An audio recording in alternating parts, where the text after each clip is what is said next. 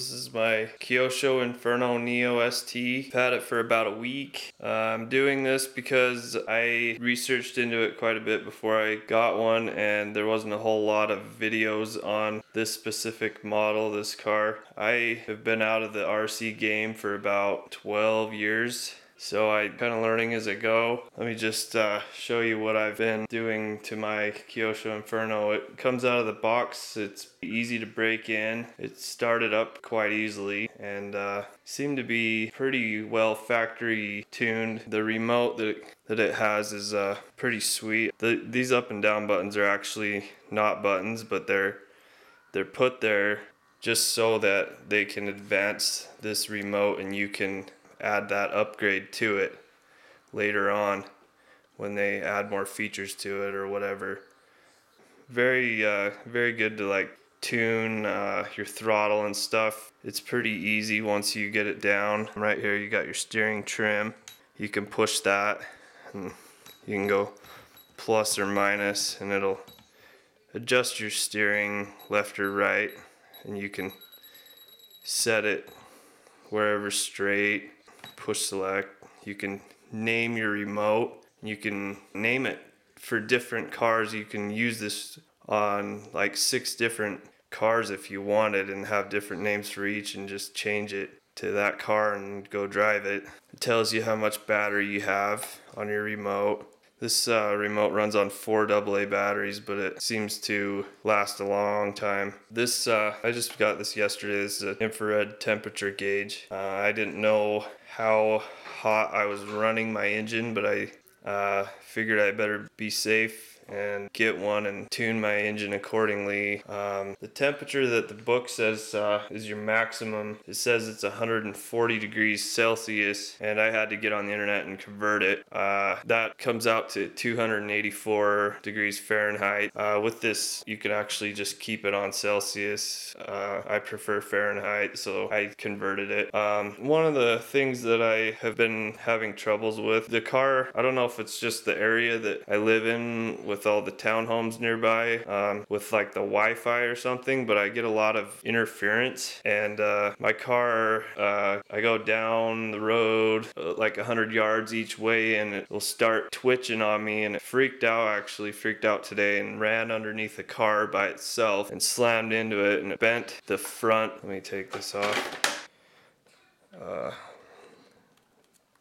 Right here, this I guess it'd be the shock tower right here. Bent that back, and my body, the holes wouldn't even line up with the posts. So I took my shocks off real quick and bent it back with a crescent wrench. I tightened the crescent wrench down to where it barely fit on it and pried it back straight, and then put the plastic part back on above it right there for the body mount. One other problem that I also had, let me take this air filter off. And actually when I first got this and it comes with this in the box, I zip tied this on, and then I had to cut the zip tie off, and I found out that it stays on so good that I don't need to zip tie it at all. The brakes, the 2 levers for the brakes, there's front and rear disc brakes right here, and there's not enough spring. I think it was the front brake that was sticking on, so I had to do my own custom thing. And I don't know if you can see it or not because this camera doesn't do well in low lighting, but I hooked a spring on to each one of the brake levers, and I routed it over to the gas tank. And I got these, actually looked around for springs in this small. They don't typically stock them in the RC car places, and I tried like Ace, but I had a couple people tell me to try some pens that click on and off. You can take the springs out of those, and I had to cut them a little bit shorter and modify them. But so I've got these springs to hold my brakes off when I'm not using them. When you get this car, it comes with this sleeve for the carburetor. It's got a lot smaller of a hole in it. I don't know if you can see it or not. You break it in with the first tank, I believe, with this, and after you break in you run the first tank, then you switch to your other sleeve that goes in the carburetor, and it's got a much bigger hole. This car is way more than I expected it to be. With the 25 engine and this performance muffler, this thing is insanely fast and hard to control for someone that is just starting out. It comes with, this is your axle wrench. Comes with this star wrench. Comes with all these Allen wrenches. It comes with a couple zip ties. It comes with these chrome clips, but I got myself some black clips because I think it looks sweeter. I got a couple spare glow plugs. It recommends that you run hot plugs for this engine. Also, glow plug starter, and I had to get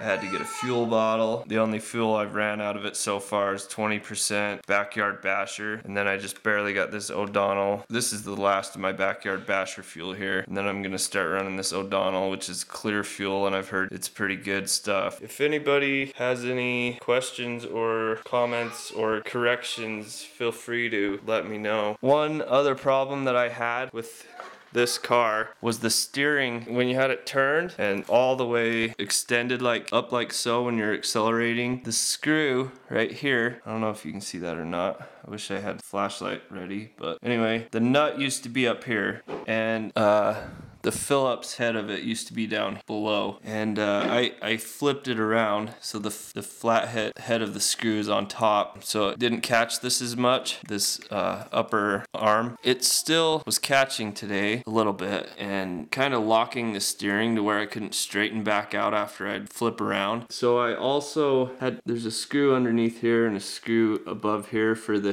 steering bracket. So I pulled those two screws, and there's a sleeve that goes through the middle of this. It used to go, the flanged part was below and it went up through, and it's threaded for a screw to grab into it. Anyway, I flipped that to where the flange is up here and no flange below, but the screw goes into the threads up into it opposite way, and that dropped the steering just a hair more, and now I have no catching problems with that knuckle hitting the arm right here. I also had to flip this entire piece here. I flipped it over, and it's just a hair off of center with where this comes out, so it dropped it down just a little bit.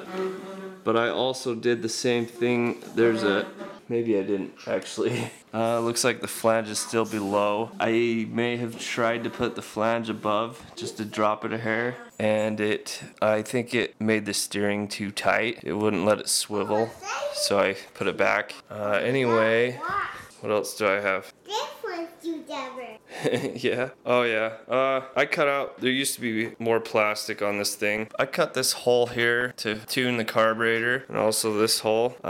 Those are to tune the carburetor while the body's on. I cut this hole here for the on-off switch. Actually, when I cut this out, I wish I would have left some of it right down here because it made it really flimsy after I took all this out.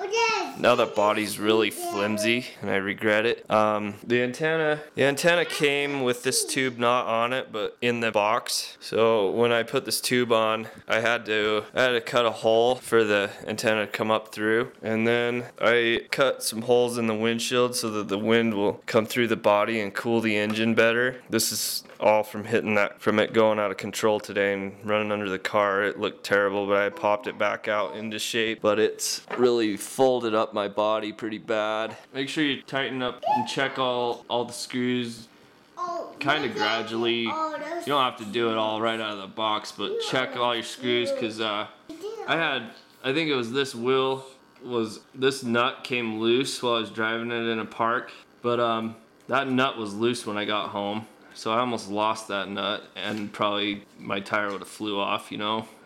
So check your axle nuts and all that type of stuff. I guess that's all I got for now.